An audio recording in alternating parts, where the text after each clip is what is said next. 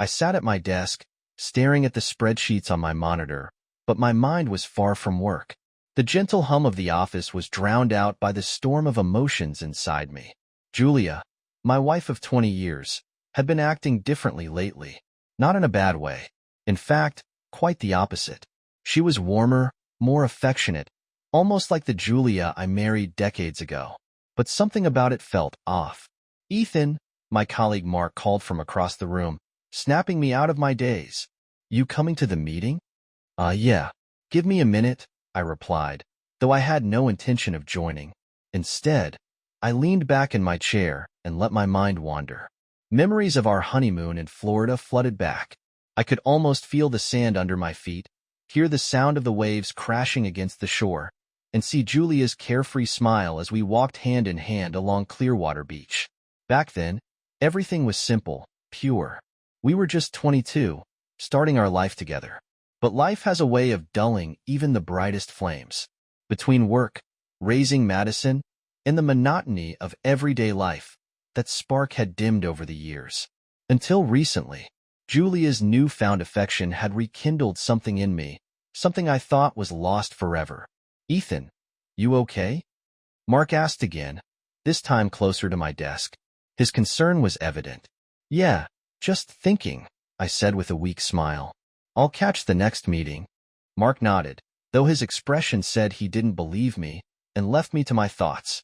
I'd been planning something special for Julia, a surprise trip to Hawaii. I'd booked a luxury resort, something extravagant, something to show her how much she meant to me. Tonight, I'd tell her. I'd bought her favorite wine, a box of chocolate-covered strawberries, and 24 roses. I even wrote her a note. "Julia, after all these years, you're still the one I want to grow old with. Let's make new memories together. Love, Ethan." The thought brought a small smile to my face as I grabbed my bag and headed out of the office. When I pulled into the driveway, I noticed Madison's car parked outside. Strange. She hadn't mentioned visiting tonight. My heart lifted for a moment. Maybe she decided to surprise us. I grabbed the flowers, the wine, and the chocolates, juggling them as I climbed the steps to the front door. Pushing it open, I was greeted by the sound of soft music playing from the living room. "Madison?" I called out, stepping inside. She was sitting at the kitchen table, her phone in hand. Her face lit up when she saw me, but there was something in her eyes, nervousness, maybe guilt.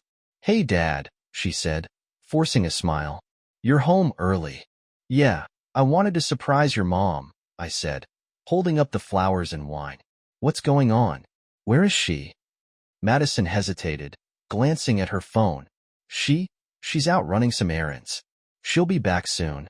I frowned, setting the flowers on the counter. "Errands? This late?" "Yeah," Madison said quickly, avoiding my gaze. She mentioned something about groceries. Her voice was shaky, and my stomach tightened. Something wasn't right. "Madison," I said, stepping closer. "What's going on?" "Nothing," she blurted, then sighed, her shoulders slumping. "Dad, maybe you should sit down." My heart sank. "Why? What's wrong?" She hesitated again, tears welling in her eyes. "Mom, she's not running errands. She's out with someone." The words hit me like a freight train. I stared at her, unable to process what she had just said. "What do you mean, with someone?" "It's not what you think," she said quickly, tears spilling down her cheeks. "Mom loves you, Dad. She needed a break, a night to herself." "A night to herself?" I repeated, my voice rising. "With someone else?" Madison didn't answer, her silence confirming my worst fears. My hands clenched into fists, and the room seemed to close in around me. "Who is he?" I demanded, my voice cold. "Dad, please don't do this," she begged. "It's not what it seems. She'll explain everything when she gets home." "Explain?" I barked, stepping back. "What's there to explain, Madison? She's out with another man." Madison's tears came harder now. "She didn't want to hurt you," she whispered. She just wanted one night. That's all." I couldn't believe what I was hearing. The woman I'd loved for 3 decades, the mother of my child, had betrayed me, and my own daughter knew about it. My chest tightened with anger and heartbreak. "Get out," I said through gritted teeth. "Dad, please." I said, "Get out." I roared. She flinched, grabbing her bag and rushing to the door. As it closed behind her, the silence was deafening. I sank into a chair, staring at the flowers, the wine, and the chocolates. They sat there, untouched, mocking me. My entire world had just been turned upside down, and I didn't know if it would ever be the same again. The silence in the house felt unbearable. My thoughts swirled in chaos, each one more painful than the last. How could this happen? How could Julia, my Julia, do something like this? I stared at the flowers and wine on the counter, now cruel reminders of how blind I had been. My phone buzzed. For a moment, hope flickered in my chest, but when I looked at the screen, it wasn't Julia. It was Madison. "Dad, please, don't do anything drastic," her text read. "Mom loves you. She'll explain everything when she gets home." Explain? How could she possibly explain sneaking off with another man? The anger surged again, hot and unrelenting. I needed answers, not excuses. I stood up abruptly, grabbing my keys. I couldn't sit here another minute. I drove aimlessly through the quiet streets of Austin, the familiar landmarks blurring as my mind raced. Where was she? Who was she with? My grip on the steering wheel tightened with each unanswered question. Without even realizing it, I found myself parked in front of Carter Reed's house. Carter was our neighbor, someone I'd known for years. He always seemed to have his finger on the pulse of the neighborhood. If anyone knew what was going on, it would be him. I knocked on his door harder than I intended, and within seconds, Carter appeared, his face a mix of surprise and concern. "Ethan? What's wrong?" "It's late," he said, stepping outside. "I need to ask you something," I said, trying to keep my voice steady. "Did you see Julia tonight?" Carter's eyes darted to the ground, and he hesitated. That hesitation felt like a knife in my chest. "Carter," I said, my voice cracking slightly, "if you know something, tell me, please." He sighed heavily, rubbing the back of his neck. "Look, Ethan, I don't want to get involved in your personal life, but, yeah, I saw her." My stomach dropped. Was she alone? "No," he admitted quietly. "Some guy picked her up in a black car. They drove off a little while ago." I felt the ground shift beneath me. My hands clenched into fists, and for a moment, I couldn't speak. "Who was he?" I finally managed to choke out. "I don't know," Carter said quickly. "I swear, Ethan, that's all I know. I didn't think it was my place to say anything." I nodded stiffly, my mind already racing again. "Thanks," I muttered before turning and heading back to my car. The drive back home was a blur. I kept replaying Carter's words in my head, each one like a hammer striking my heart. A black car. Some guy. She wasn't alone. By the time I pulled into the driveway, it was well past midnight. The house was dark, and Julia's car still wasn't there.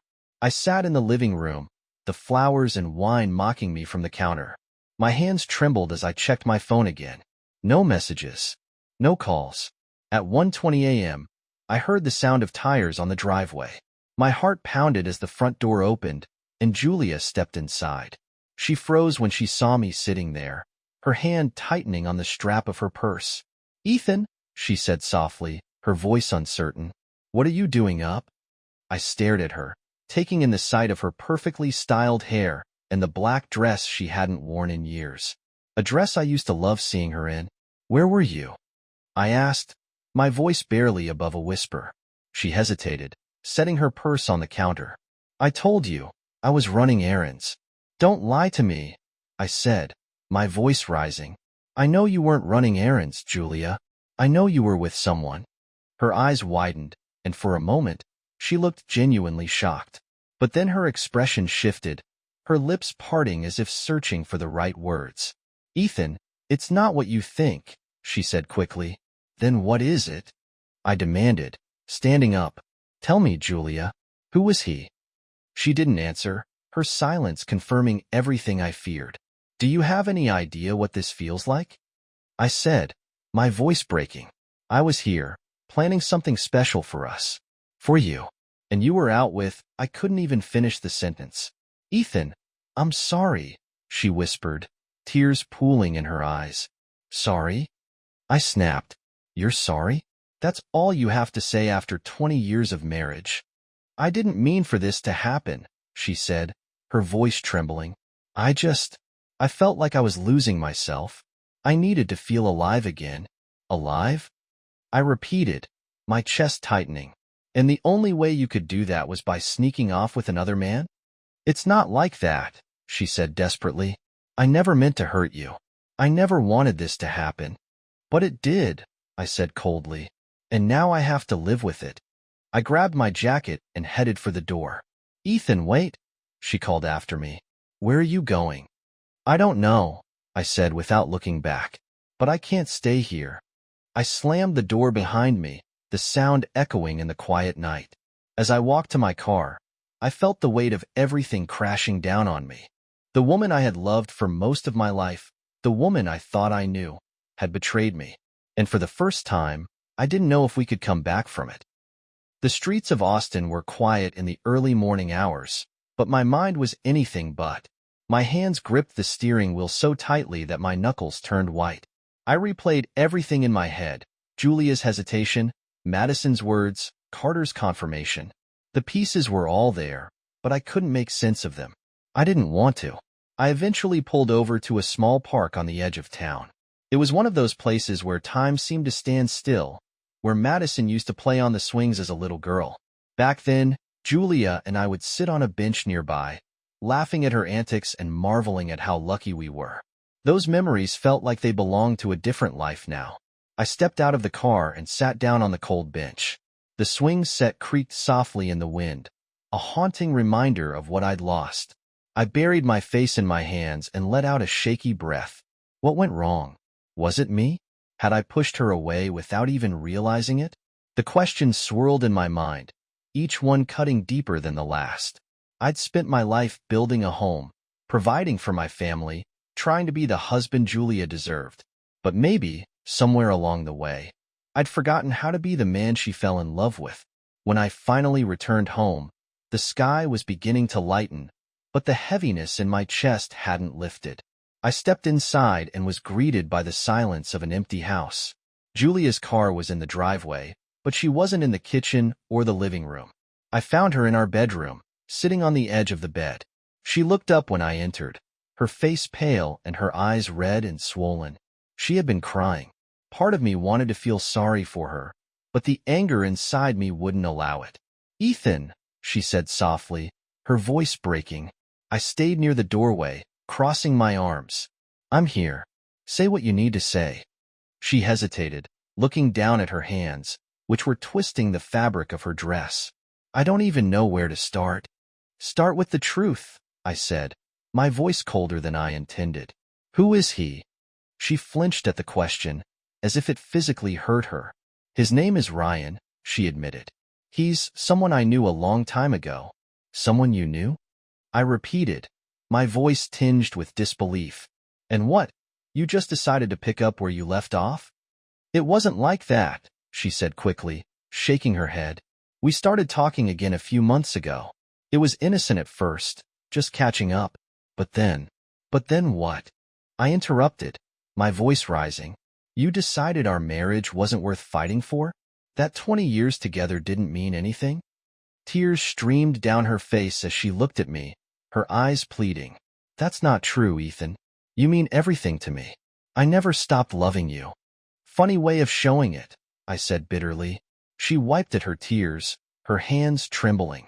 I don't expect you to understand, but I've been feeling so lost, like I'm fading into the background of my own life. And Ryan, he made me feel seen again. Seen? I repeated, the word feeling like a slap in the face. Do you have any idea how hard I've worked to build this life for us? How much I've sacrificed to make sure you and Madison never had to worry about anything? I know you have, she said, her voice barely above a whisper. And I'm grateful for everything you've done. But somewhere along the way, we lost something, Ethan. We stopped talking, stopped connecting. I felt like I was disappearing, and I didn't know how to tell you. So you told him instead? I said, my voice shaking with anger and pain. You let him be the one to see you, to make you feel alive, while I was sitting here, clueless?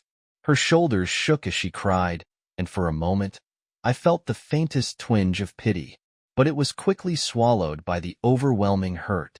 I never wanted to hurt you, she said through her tears. I didn't plan for this to happen. But it did, I said, my voice cold. And now I'm the one left picking up the pieces. Later that morning, Madison showed up. I wasn't ready to see her, but she refused to leave until I let her in. She sat on the couch, wringing her hands, her face pale and tear-streaked. "Dad," she said, her voice trembling. "I'm so sorry. I didn't mean for things to get this far." "You knew," I said flatly, my arms crossed as I stood across the room. "You knew what your mother was doing, and you didn't tell me." "She made me promise not to," Madison said, tears welling in her eyes. "She thought it would make things worse." "And look how that turned out," I said bitterly. Madison broke down, covering her face with her hands. "I thought she would stop. I thought if I gave her time, she'd realize how much you mean to her. I didn't want to hurt you, Dad." Her words softened something in me, but only slightly. "You should have told me," I said quietly. "I deserve to know." "I know," she whispered, her voice breaking, "and I hate myself for not saying anything. But please, Dad, don't do anything drastic. Mom made a mistake, but she loves you. She wants to fix this." I shook my head, looking away. I don't know if that's possible. That night, the house was silent again. Julia had gone to stay with a friend, giving me space. But space didn't make the pain go away. I sat alone in the living room, surrounded by the life we had built together, now in ruins. On the counter, the flowers I'd brought home earlier that week were wilting, their petals starting to fall. I picked up the note I'd written for Julia, reading it again. "Julia, after all these years, you're still the one I want to grow old with. Let's make new memories together. Love, Ethan." The words felt hollow now, like a cruel joke. I crumpled the note in my hand, my tears finally spilling over. How did we get here? How did everything go so wrong? The morning sunlight filtered through the blinds, but it felt like a cruel joke. The warmth it brought clashed with the cold, empty silence in the house. I sat on the edge of the couch, staring at the flowers I had brought home for Julia. They were dying now, petals scattered on the counter like remnants of my marriage. I ran my fingers through my hair, gripping it tightly as if that could somehow stop the storm in my head. "Why, Julia? How could you do this to me? To us?" The questions looped endlessly, but the answers never came. I stood abruptly, unable to sit still any longer. My eyes fell on the wedding photo that hung in the hallway. Julia and I were smiling, young, full of hope. I stepped closer, running my finger over the glass. Her face stared back at me, and for the first time, I didn't see my wife. I saw a stranger. I walked into our bedroom. The bed was unmade. Her side of the blankets still rumpled from where she had slept. Her slippers were neatly placed at the foot of the bed, and her scarf hung over the chair. These small details, things I had never noticed before, now felt like an assault. They reminded me of the life we had built together, a life that was now fractured beyond repair. I pulled open her dresser drawer, my hand hovering over her clothes. They smelled like her, lavender and vanilla. I remembered how she used to laugh when I teased her about always buying the same perfume. She said it was her signature. Now that scent felt like poison. I started pulling out her clothes, one piece at a time. Dresses, scarves, sweaters, things I had once loved seeing her wear. They didn't feel like hers anymore. They felt foreign, tainted. I carried them to the backyard and dumped them in a pile. The pile grew quickly. Her favorite coat, the boots she wore every winter, the blanket we bought on our trip to Oregon. All of it went into the heap. I grabbed the photo albums next. Pictures of Madison as a baby, family holidays, anniversaries, memories that were supposed to be sacred, but now they felt hollow, like lies. I opened one of the albums, flipping through the pages. There was a picture of Julia holding Madison at the hospital, her smile radiant with pride. I traced her face with my finger, tears stinging my eyes. How did we get here? How did it all fall apart? When I entered her studio, my steps faltered. This was the space I had built for her with my own hands. It was meant to be her sanctuary, a place where she could create, dream, and find peace. The faint smell of paint and turpentine hung in the air, and for a moment, I almost turned around. Her easel stood in the corner, holding the painting she had been working on for weeks. It was a Texas sunset, vivid and breathtaking, the kind of image that reminded me why I fell in love with her in the first place. I reached out, touching the edge of the canvas. This is who she was. This is who I thought she was. But then I remembered Ryan. His shadow loomed over every thought now, tainting even the brightest memories. I grabbed the painting and added it to the pile. One by one, I carried out her brushes, her paints, her unfinished works. By the time I was done, her studio was empty. I stood over the pile, the gasoline can in my hand. The smell was sharp, stinging my nostrils, but I didn't care. My hands shook as I poured the fuel over the heap, watching it soak through the fabric and paper. I pulled the lighter from my pocket, flipping it open. The small flame danced in the breeze, flickering like a cruel reminder of how fragile everything was. My thumb hovered over the striker, my breath catching in my throat. Could I really do this? Was this the kind of man I had become? I closed my eyes, and for a moment, I saw her face. Not the Julia from last night, filled with guilt and excuses, but the Julia I had married. The woman who had stood by me through every challenge, who had laughed with me, cried with me, loved me. But then I saw her with him. I saw her sitting across from Ryan, smiling, laughing, sharing parts of herself that should have been mine. The betrayal burned hotter than any flame. I struck the lighter and let it fall. The fire roared to life, consuming the pile in an instant. The heat was overwhelming, and the smell of burning fabric and paper filled the air. I stepped back, watching as the flames devoured everything. Our memories, her secrets, her lies. I wanted to feel relief, but all I felt was emptiness. The fire spread quickly, the dry grass catching like kindling. I realized too late that it was moving toward the house. The sound of sirens echoed in the distance as fire trucks pulled into the driveway. Neighbors gathered on the street, their whispers and stares piercing me like daggers. I stood there, covered in soot, watching as the firefighters worked to contain the blaze. One of them approached me, his expression unreadable. "Sir, can you explain what happened here?" "I was burning some things," I said hoarsely. "It got out of control."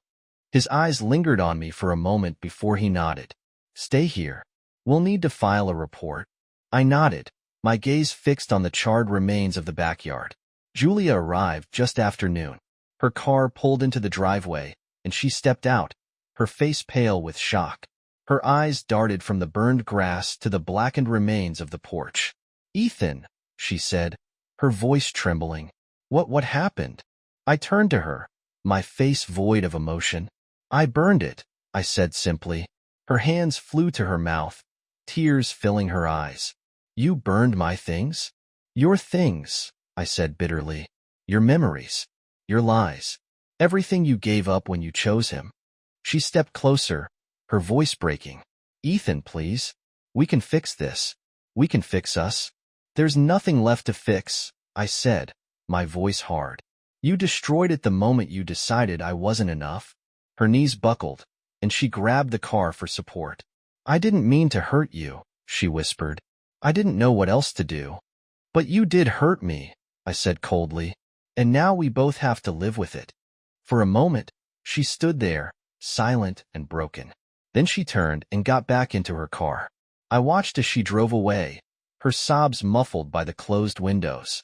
That night, the house was suffocatingly quiet. The smell of smoke lingered in the air, a haunting reminder of what had been lost. I sat on the couch, staring at the remnants of a life I no longer recognized. I picked up my phone and scrolled through my contacts. My thumb hovered over the name of a divorce lawyer. I pressed call. "This is Ethan Parker," I said when the line connected. "I need to file for divorce." The house felt suffocating. Smoke still lingered faintly in the air, even though the fire was extinguished hours ago. The damage to the back porch was severe, but the house itself had been spared. At least that's what the firefighters said. What they didn't see, what no one could see, was the destruction inside me. I sat at the kitchen table, my fingers loosely gripping a mug of coffee I didn't remember making. It had gone cold, untouched. I stared at the empty chair across from me, the one Julia always used. I could almost see her there, smiling over her morning tea, her hair still damp from the shower. That image felt like a lifetime ago. I rubbed my temples, trying to force the thoughts away, but they wouldn't leave. I wanted to hate her. God, I wanted to hate her. But underneath the anger was something worse. Grief. Grief for the life we had, the trust we shared, the love I thought was unshakable. The knock at the door startled me. I wasn't expecting anyone. For a moment, I thought it might be Julia, but when I opened it, I saw Madison. Her face was pale, her eyes red and swollen. She looked like she'd been crying for hours. "Dad," she said softly, her voice trembling. "Can I come in?" I hesitated, the weight of everything between us pressing down on my chest. Finally, I stepped aside. She walked in slowly, like she was afraid the walls might collapse around her. "Why are you here, Madison?" I asked, my tone harsher than I intended. She flinched but didn't look away. "I needed to see you. I needed to talk." I leaned against the counter, crossing my arms. "About what?" "About how you kept this from me. About how you watched your mother lie to my face and said nothing." Her lower lip trembled as tears welled up in her eyes. "Dad, I didn't know what to do. She begged me not to tell you. She said it would ruin everything. And what do you think she's done now?" I snapped, my voice rising. "Do you have any idea how it felt to hear this from you? To sit in that house, waiting for her, thinking everything was fine while she was with—" I stopped myself, the words catching in my throat. "I thought she would stop," Madison said, her voice breaking.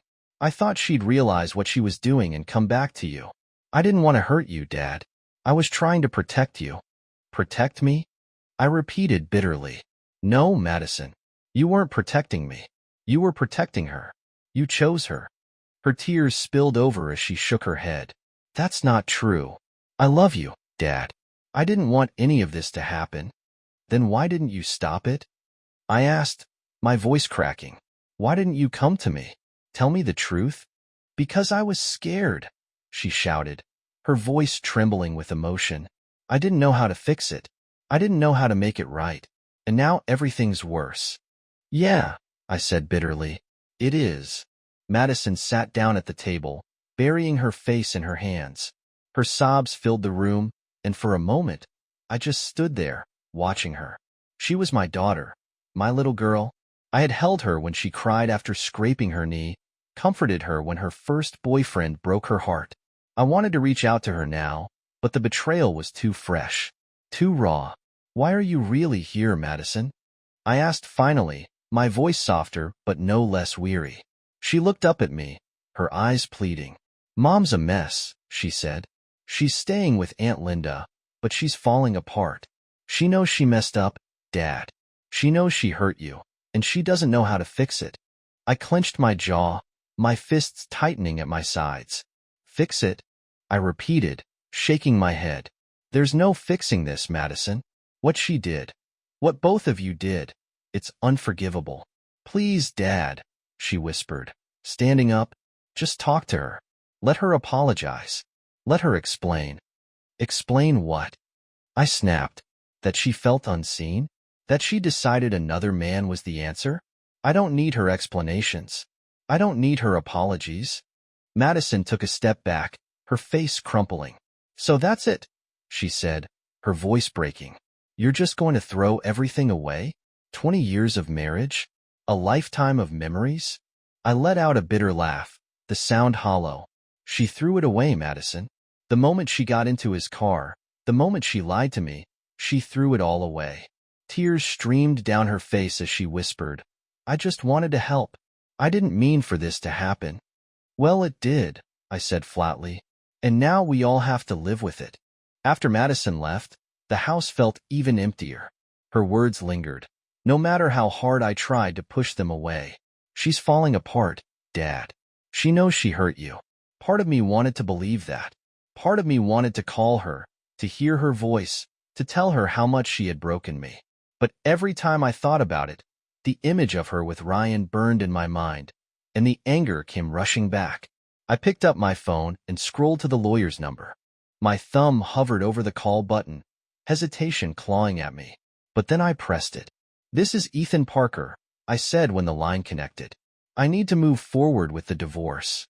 That evening, I sat on the porch, staring out at the charred remains of Julia's belongings. The smell of smoke still lingered, a sharp reminder of everything I had lost. I thought I would feel relief, but all I felt was a deep, aching emptiness. The sound of a car pulling into the driveway broke the silence. I turned to see Julia stepping out, her face pale and drawn. She walked toward me slowly, her hands trembling. "Ethan," she said softly, her voice shaking, "can we talk?" I stared at her, my chest tightening. "What's there to talk about?"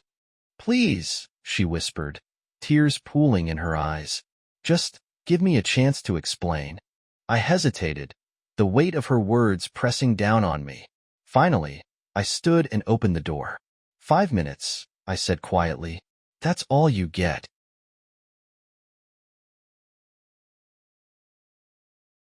Julia sat at the kitchen table, her hands clutching her mug like it was the only thing tethering her to reality. She looked older, smaller, like the weight of everything had crushed her in a way I'd never seen before. The woman who once commanded every room she entered now seemed fragile, as if a single word might shatter her. I leaned against the counter, my arms crossed. The silence between us was heavy, suffocating. I didn't break it. I couldn't. Her voice came first, quiet and shaky. "Ethan, thank you for letting me come here." I didn't respond. My gaze stayed locked on her, unflinching. She took a deep breath, her hands trembling as she set the mug down. "I don't even know where to start," she said, her voice breaking. I'm so sorry." "Sorry?" I said, my voice cold and sharp. "That's all you've got after everything? You're sorry?" Her eyes filled with tears, and she shook her head quickly. "It's not enough. I know it's not. But, Ethan, I didn't come here to make excuses. I came here to tell you the truth." "Then do it," I snapped. "Because I'm tired of waiting." She flinched at the anger in my tone but nodded. "I never wanted to hurt you," she began, her voice trembling. "You have to believe that. I love you. I've always loved you." I laughed bitterly, shaking my head. "Love? Is that what you call this? Because it feels a hell of a lot more like betrayal." "I was lost," she said, her words rushing out as if she feared I might cut her off again. "I didn't know who I was anymore, Ethan. I felt invisible. Like I was just going through the motions, like I didn't matter." "You didn't matter?" I said, my voice rising. "Do you know how hard I worked to give you a good life? To make sure you and Madison never had to worry about anything? And this is how you repay me?" Her tears spilled over as she shook her head. I know you worked hard. And I'm grateful, Ethan. I've always been grateful. But somewhere along the way, we stopped seeing each other. We stopped being us." "Us?" I repeated, the word tasting bitter on my tongue. "There is no us anymore, Julia. You made sure of that." Her sobs filled the room, and for a moment, I felt something other than anger. I felt the ache of all the years we had spent together, the life we had built, the dreams we had shared. But that ache was drowned out by the image of her with him. Ryan, the man she had chosen over me. "Why him?" I asked quietly, my voice breaking. "Why did it have to be him?" She wiped at her tears, her hands shaking. "I don't know," she whispered. "It wasn't about him, Ethan. It was about me. He made me feel seen, like I mattered again." I closed my eyes, the words hitting me like a physical blow. "You mattered to me," I said, my voice barely above a whisper. "You were everything to me." She let out a shaky breath, her tears falling freely now. "I know, and I hate myself for forgetting that. For forgetting you." We sat there in silence for what felt like an eternity. Her sobs quieted, and I stared at the floor, the weight of everything crushing me. "What do you want from me, Julia?" I asked finally. "Why are you here?" She looked at me, her eyes desperate. "I want to fix this. I want to fix us. I'll do anything, Ethan. Counseling, therapy, whatever it takes. Just Please don't give up on me. Don't give up on us. I looked at her, the woman I had loved for most of my life, the woman I had built a home with, raised a daughter with, shared every joy and every sorrow with, and I felt nothing. No anger, no love, just an emptiness that terrified me. I don't think I can do this, I said quietly. Her face crumpled, and she reached for my hand. Please, Ethan, don't say that. We've been through so much. We can get through this too. I pulled my hand back, shaking my head. This is different, Julia. You didn't just hurt me. You broke something, and I don't know if it can be fixed. Her sobs returned, her shoulders shaking as she buried her face in her hands. I stood, the sound of her crying cutting through me like a knife. But I didn't comfort her. I couldn't. By the time she left, the sun had dipped below the horizon, casting the house in shadows. I stood at the window, watching her car disappear down the street. My chest felt heavy, like something inside me had been ripped out and left behind. I walked out to the backyard, the charred remains of her belongings still scattered across the grass. The smell of smoke lingered in the air, sharp and acrid. I crouched down and picked up a half-burned photo. It was from our honeymoon in Florida. We were on the beach, arms wrapped around each other, laughing at something I couldn't remember now. I stared at it for a long time before setting it back down. Some things were meant to burn. The papers were signed a month later. Julia moved into a small apartment on the other side of town. Madison tried to mend the broken pieces between us, but some wounds run too deep.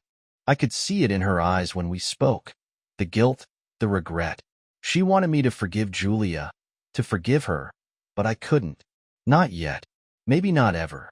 I packed up the house and sold it to a young couple who looked at it with the same hope and excitement we once had. I couldn't live there anymore. The walls felt haunted, filled with too many memories I couldn't bear to face. Months turned into years. I relocated to a new city, started a new job, and built a new life. The pain didn't disappear, but it dulled, fading into the background like a scar you don't notice until you touch it. One night, I sat on the porch of my new home, a cold beer in hand. The air was warm and still, the stars bright above. For the first time in a long time, I felt peace. Not happiness, not yet, but peace. I thought of Julia, of what we had, of what we lost. I had loved her with everything I had, and for a while, that had been enough. But love isn't always enough. Sometimes, no matter how much you want to hold on, you have to let go. And so I did.